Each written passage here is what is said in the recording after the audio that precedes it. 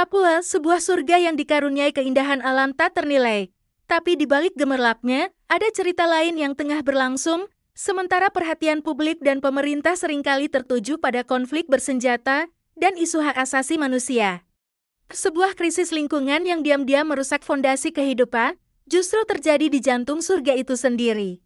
Investigasi terbaru mengungkap, aktivitas tambang nikel di Kepulauan Raja Ampat, sebuah situs warisan geopark NSCO, telah memicu kerusakan berantai.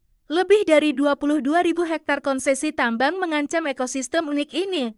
Deforestasi mencapai 623 hektar, menyisakan tanah gundul yang rentan erosi. Material sedimen ini kemudian hanyut ke laut, mencekik dan merusak terumbu karang, pusat dari keanekaragaman hayati laut dunia. Ancaman ini tidak hanya terhadap karang, tetapi juga pada biota langka seperti parimanta dan berbagai spesies penyu bagi masyarakat adat. Ini bukan sekadar soal lingkungan. Ini adalah penghancuran mata pencaharian, sumber pangan, dan warisan leluhur yang sakral. Seorang pemuda dari Manyaifun, Ronisal Mambrasan, menggambarkannya dengan tepat, pertambangan nikel mengancam keberadaan kami. Menanggapi tekanan, pemerintah pada Juni tahun 2025 mencabut izin 4 perusahaan tambang nikel. Namun, keputusan kontroversial diambil, izin untuk PT GAC Nikel.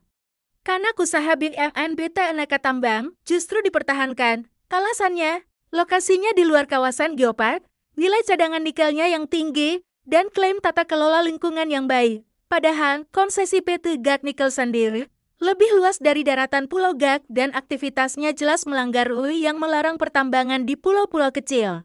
Mahkamah Konstitusi bahkan telah menegaskan bahwa tambang di pulau kecil adalah aktivitas berbahaya tidak normal yang berisiko menimbulkan kerusakan permanen. Disinilah paradoks itu muncul. Di satu sisi, pemerintah dengan gencar menangani kelompok kriminal bersenjata dan isu HM yang memang penting. Tapi di sisi lain, kebijakan yang mengizinkan perusakan lingkungan justru menciptakan pelanggaran HM struktural baru, perampasan ruang hidup, ancaman terhadap ketahanan pangan, dan pengikisan identitas budaya masyarakat adat. Lantas, di manakah keadilan itu?